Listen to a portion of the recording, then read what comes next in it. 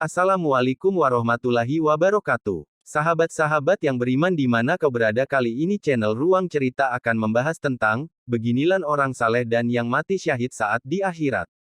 Sebelum masuk ke pembahasannya jangan lupa like, comment and subscribe terlebih dahulu.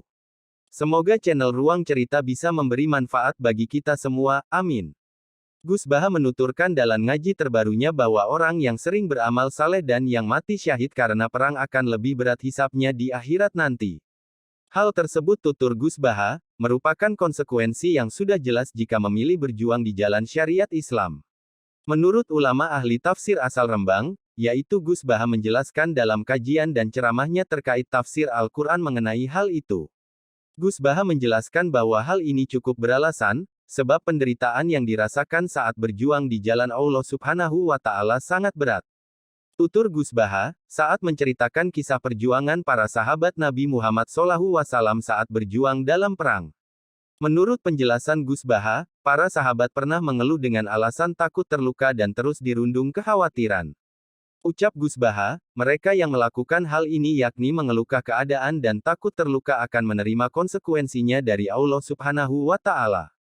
Sahabat itu perang, ada yang tangannya putus, kakinya putus, ada yang terluka. Mereka bilang, "Ya Rasulullah, kita semua ini begini karena membela engkau, nanti tangan saya putus, kaki saya putus tidak diapresiasi oleh Allah, malah sama Allah dibuli," jelas Gus Baha. Gus Baha menjelaskan lagi alasan kenapa Allah Subhanahu wa Ta'ala tidak mengapresiasi orang saleh seperti ini. Ucap Gus Baha, Allah Subhanahu wa Ta'ala membandingkan dengan orang-orang kafir yang menyembah berhala tetapi berani terluka dan merasakan sakit dibanding orang Islam yang tidak berani terluka berada di jalannya. Allah mengatakan, orang kafir demi berhala rela terluka, tapi kamu demi aku tidak berani terluka.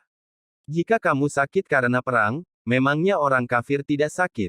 Tentu sakit tapi mereka berani berperang, terang Gus Baha. Dalam contoh lain Gus menjelaskan, ketika penjahat yang berani menantang maut saat berhadapan dengan polisi meski sadar sudah melakukan kesalahan.